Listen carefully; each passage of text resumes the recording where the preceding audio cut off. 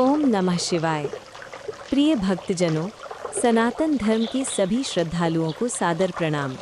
आज हम शिव पुराण विद्येश्वर संहिता के 16वें अध्याय में पृथ्वी आदि से निर्मित देव प्रतिमाओं के पूजन के विधि के विषय में बताएंगे।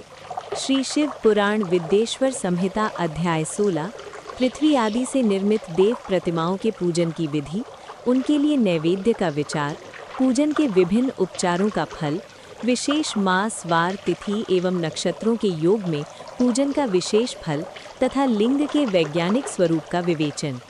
ऋषियों ने कहा, साधु शिरोमणि, अब आप पार्थिव प्रतिमा की पूजा का विधान बताइए, जिससे समस्त अभीष्ट वस्तुओं की प्राप्ति होती है। सूत जी बोले, महर्षियों, तुम लोगों ने बहुत उत्तम बात पूछी है। पार्थिव प्रतिमा का पूजन सदा संपूर्ण मनोरथों को देने वाला है तथा दुख का तत्काल निवारण करने वाला है। मैं उसका वर्णन करता हूँ, तुम लोग उसको ध्यान देकर सुनो।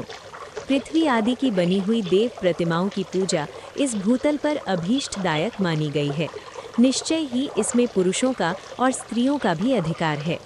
नदी, पोखरे अथवा कुएं में प्रवेश करके पानी के भीतर से मिट्टी ले आए, फिर गंध चूर्ण के द्वारा उसका संशोधन करे और शुद्ध मंडप में रखकर उसे महीन पीसे और साने।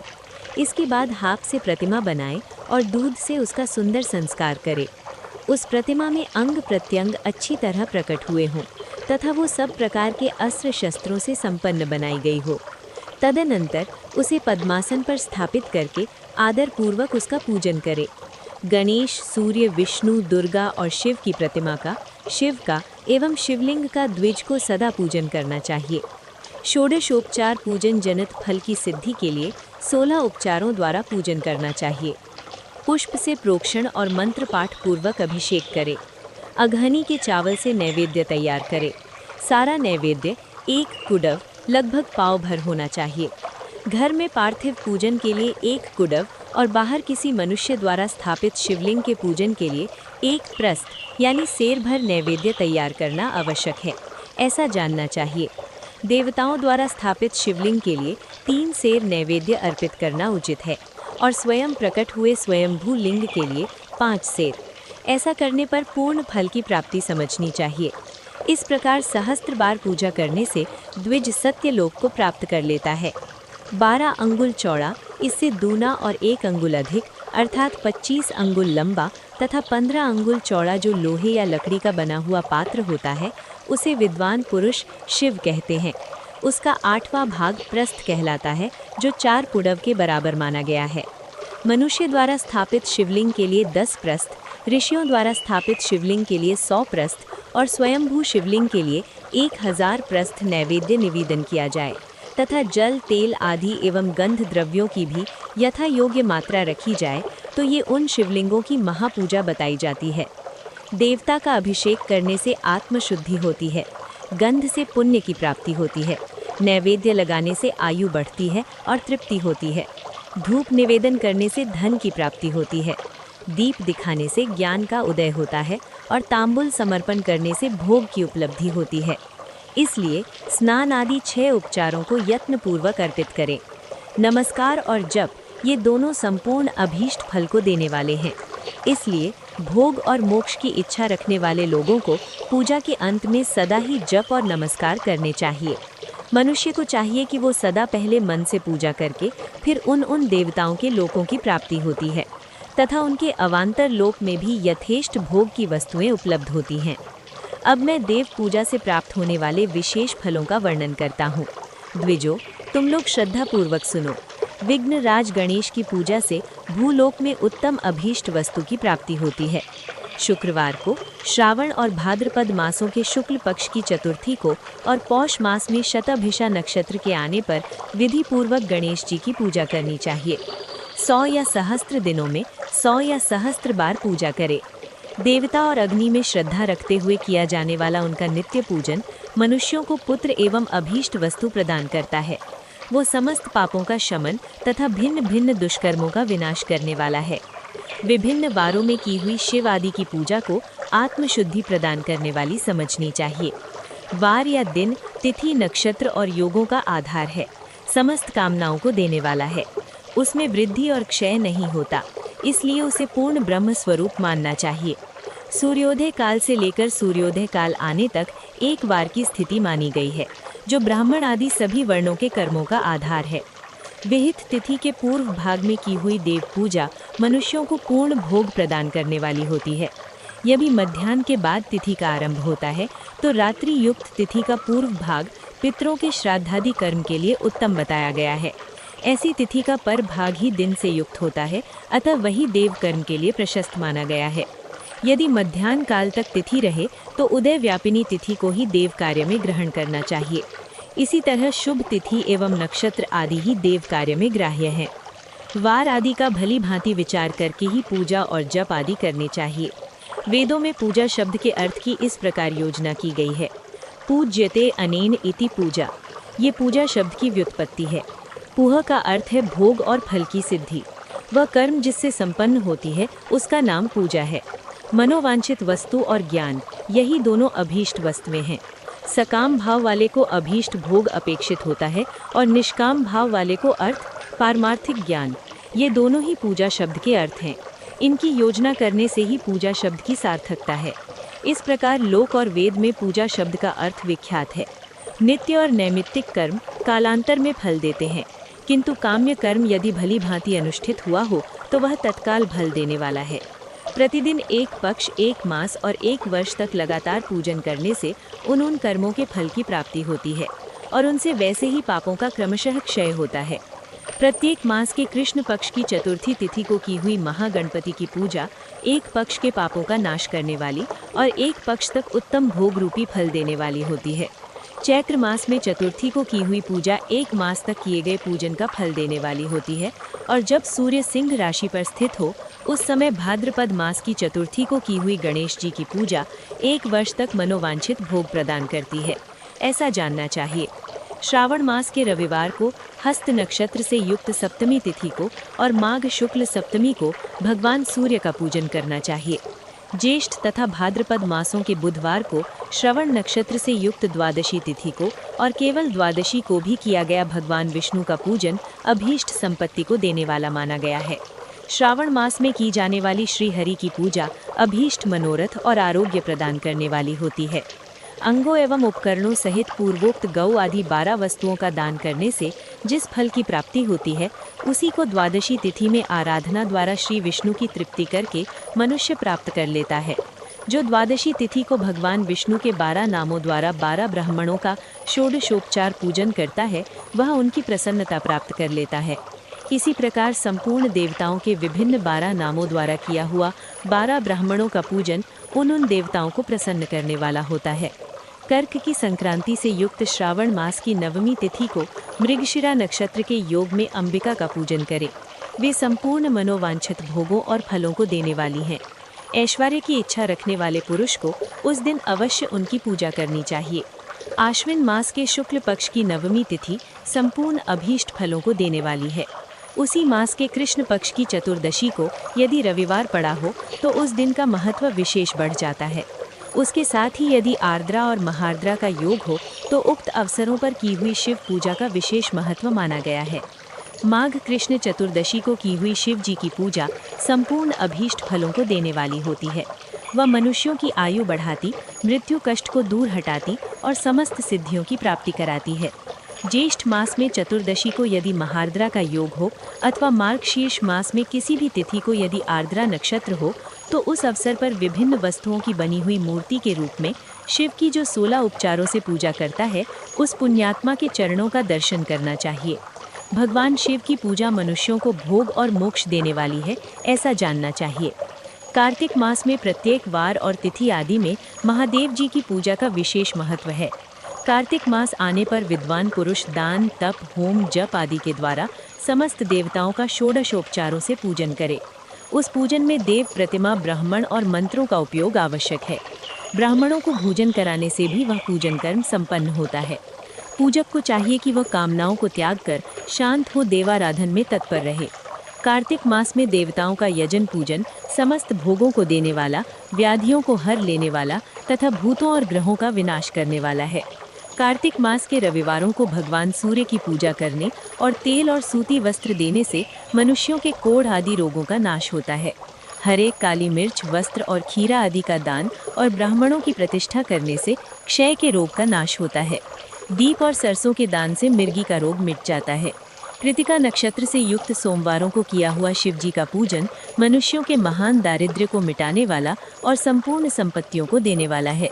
घर की आवश्यक सामग्रियों के साथ गृह और क्षेत्र आदि का दान करने से भी उक्त फल की प्राप्ति होती है। कृतिका युक्त मंगलवारों को श्री स्कंद का पूजन करने तथा दीपक एवं घंटा आदि का दान देने से मनुष्यों को शीघ्र ही वाक सिद्धि प्राप्त हो जाती है। उनके मुंह से निकली हुई हर एक बात सत्य होती है। कृतिका युक्त बुधवारों को श्री विष्णु का यजन तथा दही भात का दान मनुष्यों को उत्तम संतान की प्राप्ति कराने वाला होता है। कृतिका युक्त गुरुवारों को धन से ब्रह्मा जी का पूजन तथा मधु, सोना और घी का दान करने से मनुष्यों के भोग वैभव की वृद्धि होती है। कृतिका युक्त शुक्रवारों को गजानन गणेश जी की पूजा। हमारे YouTube चैनल में आपका स्वागत है। आज हम आपको शिव महापुराण के 15वें अध्याय के बारे में बताएंगे। इससे आप जानोगे देश, काल, पात्र और दान आदि का विचार। श्री शिव पुराण विधेश्वर संहिता अध्याय 15 देश, काल, पात्र और दान आदि का विचार। ऋषियों ने कहा, समस्त पदार्थों के ज्ञाताओं में श्रेष्ठ सूत जी, अब आप क्रमशः देश, काल आदि का वर्णन करें। सूत जी बोले, महर्षियों, देव यज्ञ आदि कर्मों में अपना शुद्ध ग्रह समान फल देने वाला होता है, अर्थात अपने घर में किए हुए देव यज्ञ आदि शास्त्रोक्त फल को सम मात्रा में देने वाले होते हैं। गौशाला का स्थान घर की अपेक्षा 10 गुना फल देना है। जलाशय का तट उससे भी 10 गुना महत्व रखता है तथा जहाँ बेल, तुलसी एवं पीपल वृक्ष का मूल निकट हो, वह स्थान जलाशय के तट से भी 10 गुना फल देने वाला होता है। देवालय को उससे भी 10 गुने महत्व का स्थान जानना चाहिए। देवालय से भी 10 गुना उत्कृष्ट है तीर्थ नदी का तट, और उससे भी 10 गुना महत्व रखता है सप्त गंगा नामक नदियों का तीर्थ। गंगा, गोदावरी, कावेरी, ताम्रपर्णी, सिंधु, सरयू और नर्मदा, इन 7 नदियों को सप्त गंगा कहा गया है। समुद्र के तट का स्थान इनसे भी 10 गुना पवित्र माना गया है, और पर्वत के शिखर का प्रदेश समुद्र तट से भी 10 गुना पावन है। सबसे अधिक महत्व का वह स्थान जानना चाहिए जहाँ मन लग जाए। यहाँ तक देश का वर्णन हुआ। अब काल का तारतम्य बताया जाता है।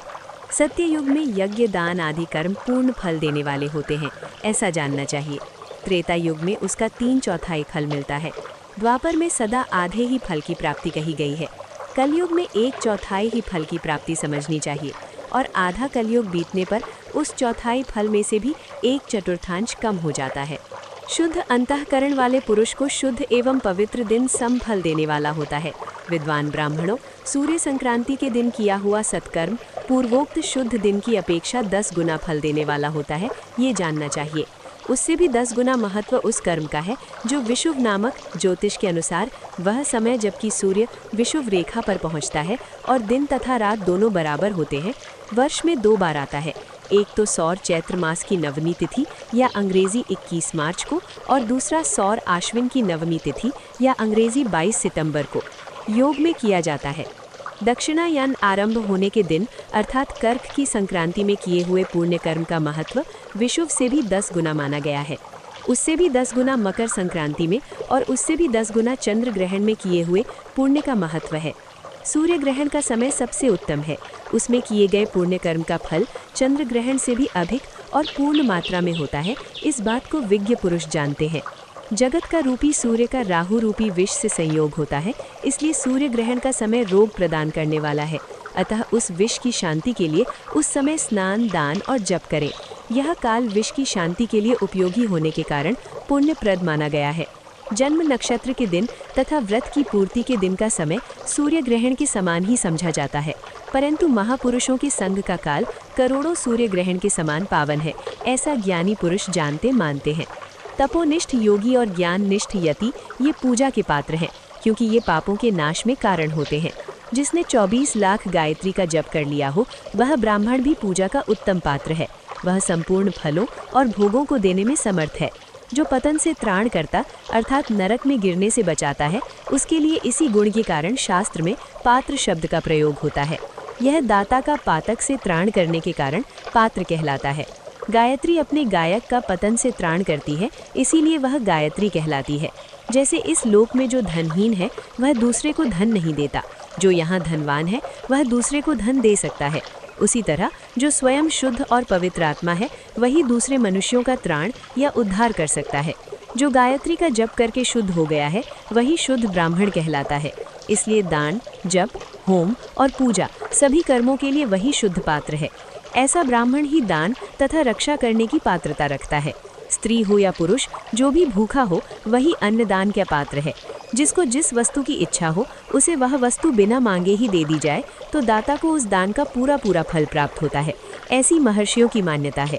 जो सवाल या याचना करने के बाद दिया गया हो वह दान आधा ही फल देने वाला बताया गया है। अपने सेवक को दिया हुआ दान 1/4 फल देने वाला होता है। विप्रवरों, जो जाति मात्र से ब्राह्मण है और दीनतापूर्ण वृत्ति से जीवन बिताता है, उसे दिया हुआ धन का दान दाता को इस भूतल पर 10 वर्षों तक भोग प्रदान करने वाला होता है। वही दान यदि वेदता ब्राह्मण को दिया जाए तो वह स्वर्ग लोक में देवताओं के वश से 10 वर्षों तक दिव्य भोग देने वाला होता है। शील और उच्च वृत्ति से लाया हुआ और गुरु दक्षिणा में प्राप्त हुआ अन्न धन शुद्ध द्रव्य कहलाता है। उसका दान दाता को पूर्ण फल देने वाला बताया गया है।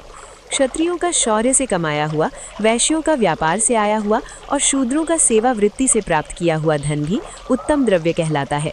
धर्म की इच्छा रखने वाली स्त्रियों को जो धन पिता एवं पति से मिला हुआ है उनके लिए वह उत्तम द्रव्य है। गौ आदि 12 वस्तुओं का चैत्र आदि 12 महीनों में क्रमशः दान करना चाहिए। गौ, भूमि, तिल, सुवर्ण, घी, वस्त्र, धान्य, गुड़, चांदी, कोहड़ा और कन्या, यही वे 12 वस्तुएं हैं। इनमें गोदान से कायिक, वाचिक और मानसिक पापों का निवारण तथा कायिक आदि पुण्य कर्मों की पुष्टि होती है। ब्राह्मणों, भूमि का दान इहलोक और परलोक में प्रतिष्ठा अर्थात आश्रय प्राप्त कराने वाला है। तिल का दान बलवर्धक एवं मृत्यु का निवारक है। सुवर्ण का दान जठराग्नि को बढ़ाने वाला तथा वीर्यदायक है। घी का दान पुष्टिकारक होता है। वस्त्र का दान आयु की वृद्धि कराने वाला है, ऐसा जानना चाहिए। धान्य का दान अन्नदान मधुर भोजन की प्राप्ति कराने वाला होता है। चांदी के दान से वीर्य की वृद्धि होती है। लवण का दान षड्रस भोजन की प्राप्ति कराता है। सब प्रकार का दान सारी समृद्धि की सिद्धि के लिए होता है। विज्ञ पुरुष कुष्मांड के दान को पुष्टिकारक मानते हैं। कन्या का दान आजीवन भोग देने वाला कहा गया है। ब्राह्मणों, वह इहलोक और परलोक में भी संपूर्ण भोगों की प्राप्ति कराने वाला है। विद्वान पुरुष को चाहिए कि जिन वस्तुओं से श्रवण आदि इंद्रियों की तृप्ति होती है उनका सदा दान करें। श्रोत आदि 10 इंद्रियों के जो 10 शब्द आदि विषय हैं उनका दान किया जाए तो वे भोगों की प्राप्ति कराते हैं तथा दिशा आदि इंद्रिय देवताओं को संतुष्ट करते हैं। वेद और शास्त्र को गुरु मुख से ग्रहण करके गुरु के उपदेश से अथवा स्वयं ही बोध प्राप्त करने के पश्चात जो बुद्धि का यह निश्चय होता है कि कर्मों का फल अवश्य मिलता है, इसी को उच्च कोटि की आस्तिकता कहते हैं। भाई, बंधु या राजा के भय से जो आस्तिकता बुद्धि या श्रद्धा होती है वह कनिष्ठ श्रेणी की आस्तिकता है। जो सर्वथा दारिद्र्य है, इसलिए जिसके पास सभी वस्तुओं का अभाव है वह वाणी या कर्म द्वारा यजन करे। मंत्र, स्तोत्र और जप आदि को वाणी द्वारा किया गया यजन समझना चाहिए तथा तीर्थ यात्रा और व्रत आदि को विद्वान पुरुष शारीरिक यजन मानते हैं। जिस किसी भी उपाय से थोड़ा या बहुत देवता अर्पण बुद्धि से जो कुछ भी दिया या किया जाए वह दान या सत्कर्म भोगों की प्राप्ति कराने में समर्थ होता है। तपस्या और दान, ये 2 कर्म मनुष्य को सदा करने चाहिए तथा ऐसे ग्रह का दान करना चाहिए जो अपने वर्ण और गुण से सुशोभित हो। बुद्धिमान पुरुष देवताओं की तृप्ति के लिए जो कुछ देते हैं वह अतिशय मात्रा में और सुख प्रकार के भोग प्रदान करने वाला होता है। उस दान से विद्वान पुरुष इहलोक और परलोक में उत्तम जन्म और सदा सुलभ होने वाला भोग पाता है। ईश्वर अर्पण बुद्धि से यज्ञ, दान आदि कर्म करके मनुष्य मोक्ष फल का भागी होता है। ओम नमः शिवाय।